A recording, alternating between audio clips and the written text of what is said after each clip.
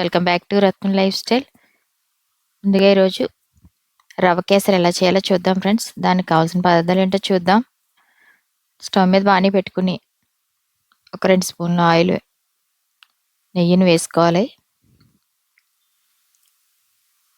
మన ఇంట్లో కాచుకున్న నెయ్యి అన్నమాట, ఇది ఫ్రెష్గా తయారు చేసుకున్నాం.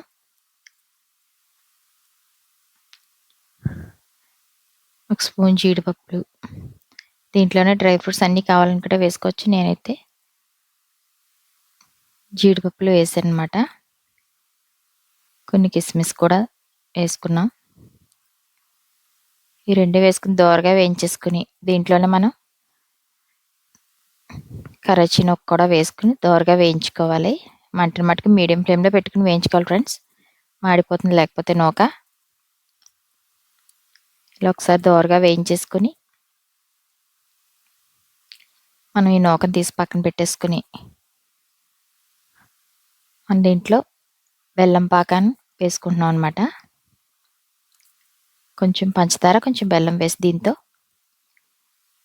అది సగం పంచదార సగం బెల్లం వేసాను. మొత్తం ఒక గ్లాస్ వేసాను అనమాట. 2 గ్లాసులు వాటర్ పోసాను. ఆ గ్లాస్తో ఒక గ్లాసు నూకకి 2 గ్లాసులు నీళ్లు పోసుకుని లైట్గా ఫుడ్ కలర్ మనకు నచ్చిన కలర్ వేసుకుని ఇలా బాగా మరిగిన తర్వాత మనం ముందుగా వేయించుకుని పక్కన పెట్టుకున్న కరాచీ నూకని దాంట్లో వేసుకుని కలిపేసుకోవడమే ఫ్రెండ్స్. చాలా బాగుంటుంది టేస్ట్. ఇలాగా